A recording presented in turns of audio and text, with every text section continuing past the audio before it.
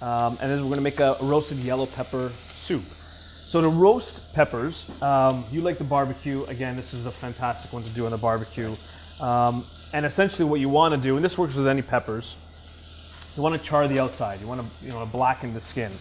So you pretty much put it onto the barbecue, any sort of open flame, until it gets really dark on the outside. Put it into a bowl, cover it with saran wrap, just let it steam a little bit, and then you'll be able to peel the skins off, take the seeds out, and you have this beautiful roasted pepper that has almost like a smokiness to it. Now, if you don't have a barbecue, like I don't have a barbecue, you can actually do it in the oven as well. So you throw the broiler on, you put them onto a pan, put it onto the broiler, and then just keep an eye on it. Usually every 2 to 3 minutes, you just take it out, twist it with the tongs until you get it. It needs to be black. Exactly. Yeah, you want to char that skin, get it off. If you don't want to go through the trouble of roasting the pepper, you don't even have to. You can do this recipe just by dicing up the pepper, throwing it in. The flavor is going to be a little different. It's going to be a little sweeter. The skins don't break down as much when you blend it. So if you want a really nice creamy consistency, it's better to remove them. But it's up to you. You can go both ways. That's still really, really tasty. So the peppers are the star of the show. We started off with just a little bit of onion that we're sauteing in a pan. And then garlic, which is almost in every recipe, maybe even the dessert, I don't know. And this is a little trick it's not a trick, it's just a way to peel the garlic. It's a little bit easier. And yeah, I saw it there. Usually when you just apply a little bit of pressure to the outside, so you can do that with the palm of your hand, you can do it with the base of a knife, just until you hear the crack.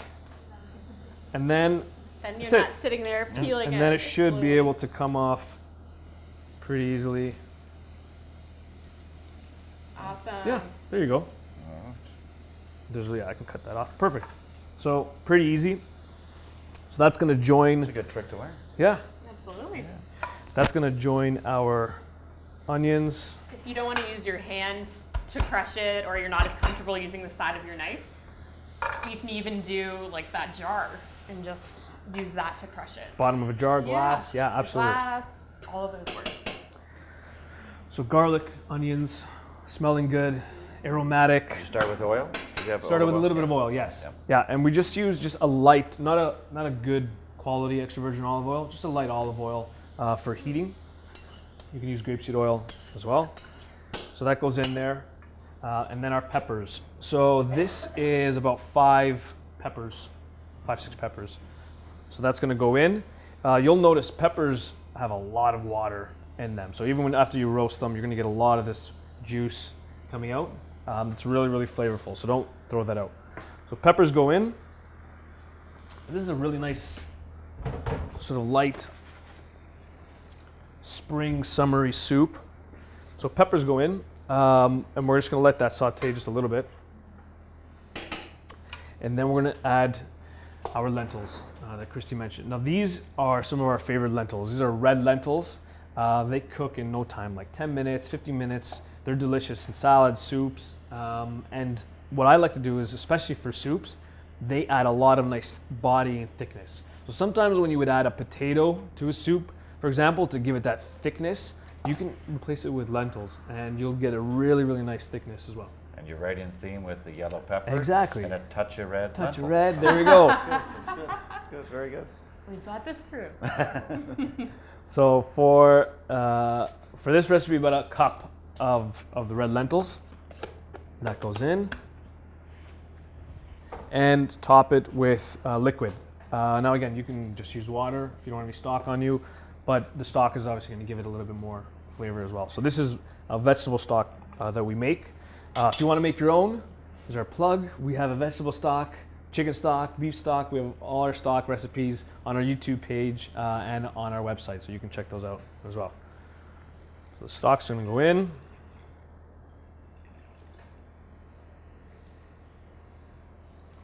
That's it. Like, that's super simple, really, really easy. Bring it to a boil. As soon as it hits a boil, reduce to low, cover with a lid, and simmer for about 15 minutes, 20 minutes, really just until the lentils are soft and cooked through. So it doesn't take any time at all, really, really fast. And we have the magic of our show. We need some magic music. Yeah. Going in here. Here's what it'll look like. Yeah, so this is it broken down. So it's already, I mean, you can serve it like this. This is delicious, hearty. Looks great. Yeah, the lentils break If you down, like it thickens it chunkier up. soups, or it's more of a stew almost. Delicious. Wonderful. But we're gonna get dangerous. Start the power tools. If you have a hand blender, that's a really great way to blend it. I'm gonna carefully transfer it into. It's yellow, so it won't stain your shirt. Oh, There you go. Sprays a little bit. But it's hot, so Yeah, when you're putting your hot liquids in the blender, you want to be really, really careful because you can see all the steam that's trying to escape.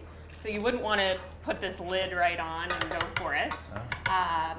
Jeremy's going to show you a cool technique where you vent it, you let some of the steam escape. yeah, we'll And let if you Fergie can do let it. it cool down a bit. So if it does splash anybody. So yes, so you want to let the steam out anytime you blend hot soup. So this is off, and if it does have a lid, keep it kind of open, and then cover this on top. So I want you to hold that, Okay. but allow the steam to escape. Anytime you trap the steam, that's what it's going to create the pressure, right? Okay. So allow the steam to escape, and start it off on its lowest setting if you have it. Stir. Stir. There you go. Everyone's safe. And then from there, again, always keep it open. But from there, you can turn it up.